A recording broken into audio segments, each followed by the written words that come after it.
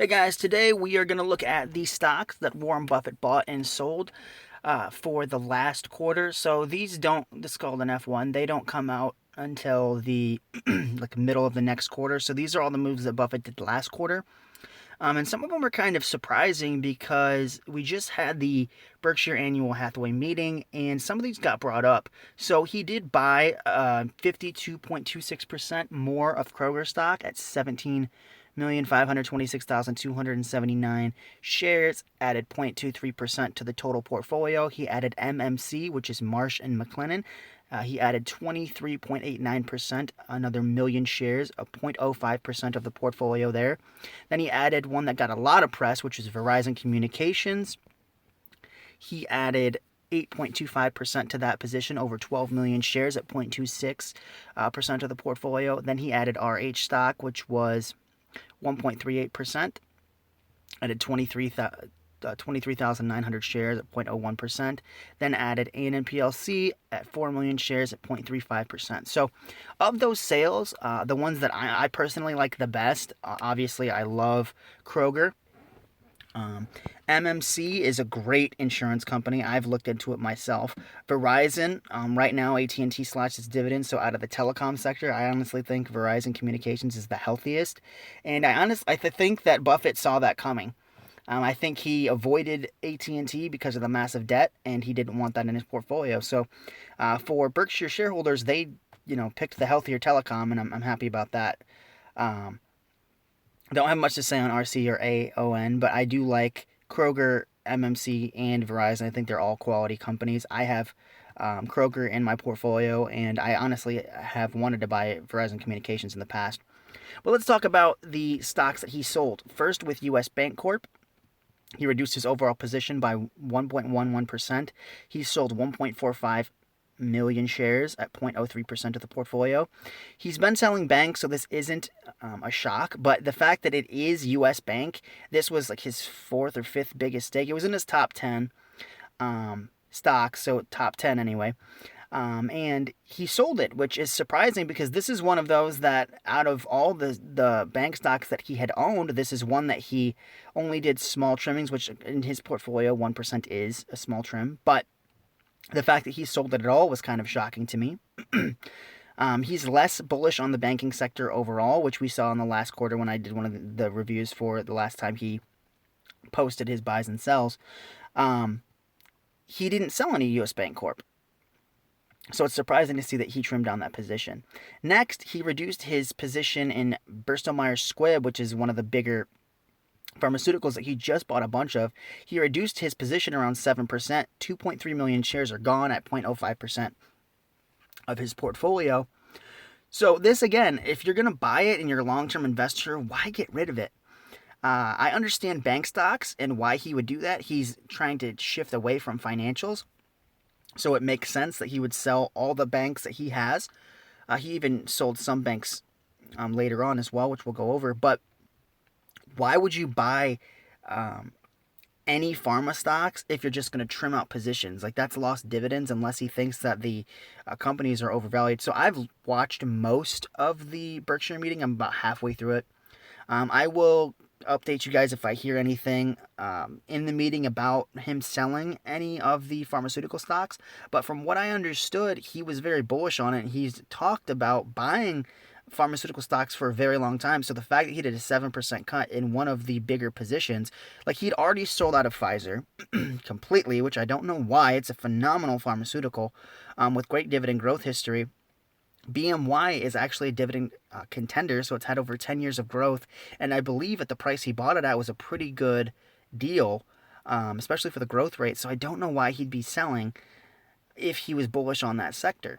Next is GM, which he bought shares of this as well last quarter, I believe. I think this is the first time I've seen him sell GM Motors. I could be wrong, but this is one of those that I believe he bought more of. So again, why would you reduce your position by 7.6% if you're a long-term investor?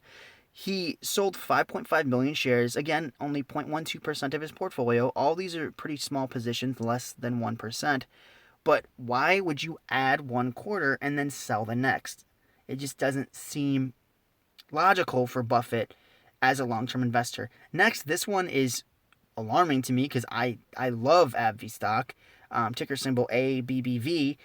This was one of the big positions in one of the best performing pharmaceuticals. It's a spinoff of Abbott Labs. He reduced this position by 10.44%. He sold 2.6 million shares. Sorry, billion. I keep saying million because that just seems crazy to me, but it's billion shares. So sorry, that's 1.4 billion, 2.3, 5.5. I said it wrong. But still, that's a huge decline. I was going to say increase, but huge decline in that stock of 0.11% now.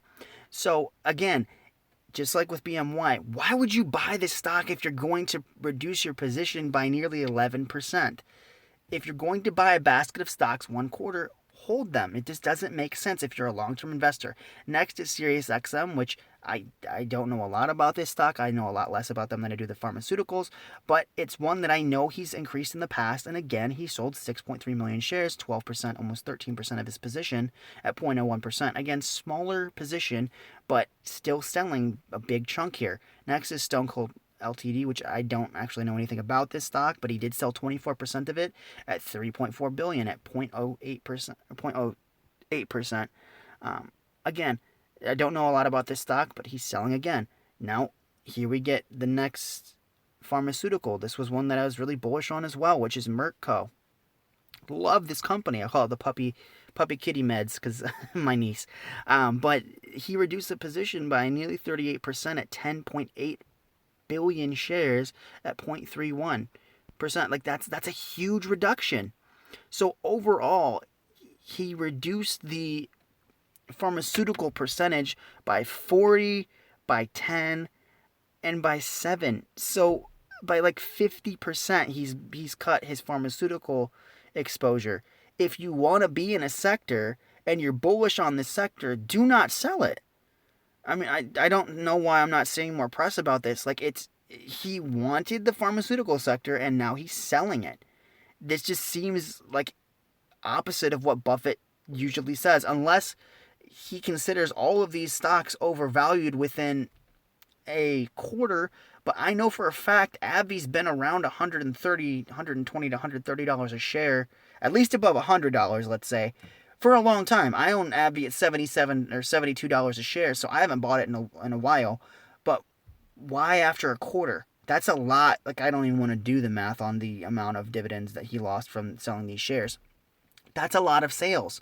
And he said he wanted to buy a basket of pharmaceuticals. Like I said, he completely sold out of Pfizer, and then he sold out of all the other holdings that he bought for the pharmaceutical sector. So unless he feels like he doesn't know enough, but he's not trimming a lot of the positions, and if he doesn't understand the businesses, he'd be selling out of all of it, not just a percentage. Next is AXTA, Coatings and Systems. He reduced that position by 40%, 9.5 billion shares at a 0.1%. So not a huge sell, but still a decent percentage. This is the one that should have been all over the place. I know for a fact that he talked about Chevron. He talked about it a lot. He said he had no issue holding Chevron for years to come, that he was bullish on the company. He was even asked about the economic footprint or the effects companies like this have, and he said there's no way to balance it. Like, we need it now. Of course, green energy is important, but you have people on one side, other people on the other. There's no real medium. Either people hate fossil fuels or they love them. Regardless, we're gonna need them, right? We need to power. We need to run our cars.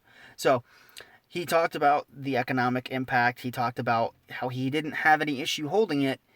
And then, as you guys can see, Chevron Corp there reduced by 51%, 24.8 billion shares. Sorry, I keep wanting to say million, but it's because it's so weird to see that number as a share count as a regular person. That's a lot of shares. But he only reduced the position by about 1%. But for his portfolio, that's a lot of money. Chevron trades for over $100 a share, so that's so much stupid money. But if you have no issues holding this stock, why did you trim it by over 50%? That to me says you're not bullish on big oil. Again, if you're gonna trim a position, if you're gonna slash a position, this isn't a cut, this isn't a trim, this is a slash. Anything above like 25%, it's a big cut. So he reduced his position by 50%, and then he said he has no issue holding it in the meeting. Like, obviously, Buffett, you do. And if you have any issue with fossil fuels, get them out of the portfolio. If you're, don't go back and forth on it. Don't say you're bullish on the meeting and then come out, less than a month later with your filing and show that you cut the position by 50%. That doesn't make sense. So he's kind of all over the place. Next is Liberty Global Inc., which he cut by 80%, which 14 billion shares, 0.13%. Not a huge position, but still a lot of shares sold. And then, last but not least, I hate this company, Wells Fargo. They cut their dividend, and they destroyed their dividend. He reduced it by 98.71%, 51 billion shares at a 0.77. Why do you even own it? Like, here's the thing. Like, I get small cuts, like small trims, like U.S. Bank. That's a small trim. It's a big position. He reduced 1%. Like, I understand up until General Motors, right? Like, when it's like a reduce of like 8%.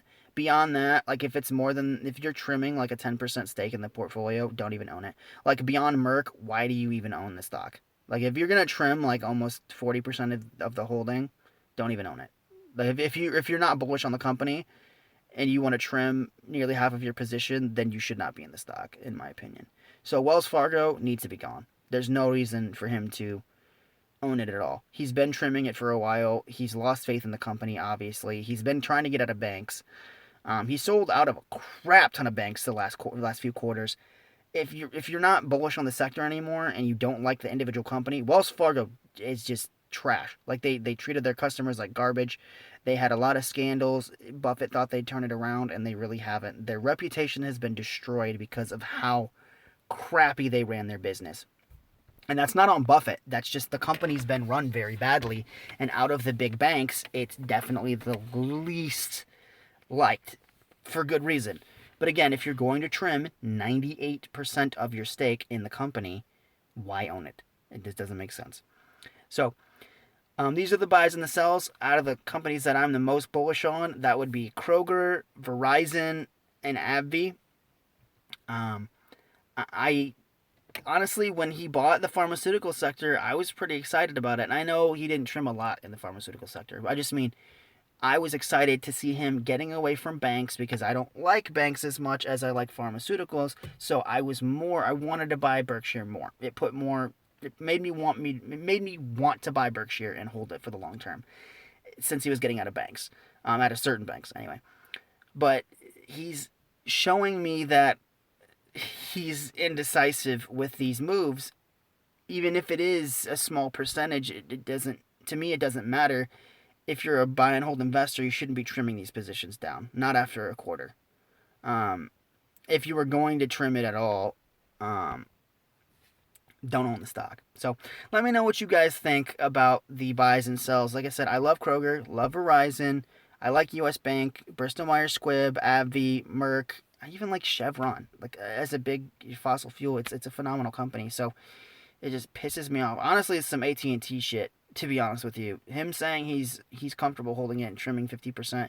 It's just like AT&T a month ago saying the dividend's safe and they cut it like in half. It's the same thing. So it's just, as a shareholder, you want to trust Buffett, and I do. Like, I know he's definitely smarter than me. I'm not saying I'm better than Buffett at all, but this shows me that he is not confident in the investments that he's partaking in. So this might not have all been him. It could have been somebody else running the portfolio. I don't know. But if you're bullish, just this is a good lesson to everybody. If you are having issues or don't know enough about the stock or maybe the sector, don't own it. Don't even buy the stock. If you have any doubts, if you feel like you don't know the business well enough, if you don't understand it, don't buy it. And if you own a company for a quarter and you want to sell it by 50%, don't own the stock. Just save yourself the taxes and don't even buy it. This is why a circle of competence is so important, because if you go outside of it, it's not, for him, it's a lot more in taxes than it would be for us. It's not as huge of a deal for retail investors, but still, Understand what your circle of competence is. Act within that, because when you step outside of it, this is what happens. This is a clear indication of someone that's trying to, in my opinion, go out of the circle of competence. And again, nothing against Buffett.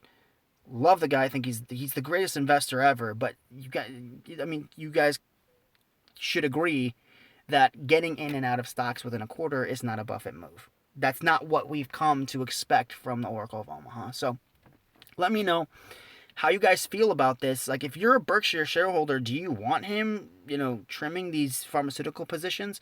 Did you want him at all? Like, what if you didn't want the pharmaceuticals and you preferred the banks? Let me know. Me personally, seeing him trim pharmaceuticals, like trimming bank stocks or getting rid of bank stocks, love it. Don't like banks, get out of them. But to see him trimming pharmaceuticals, which I think is a highly profitable industry, I think it's run very well. These companies are phenomenal, the best of breed. He should be keeping them. There's no reason to trim positions at all, in my opinion. So let me know what stocks you guys want him to buy more of. Let me know if you think he made a mistake by selling out of any of these positions.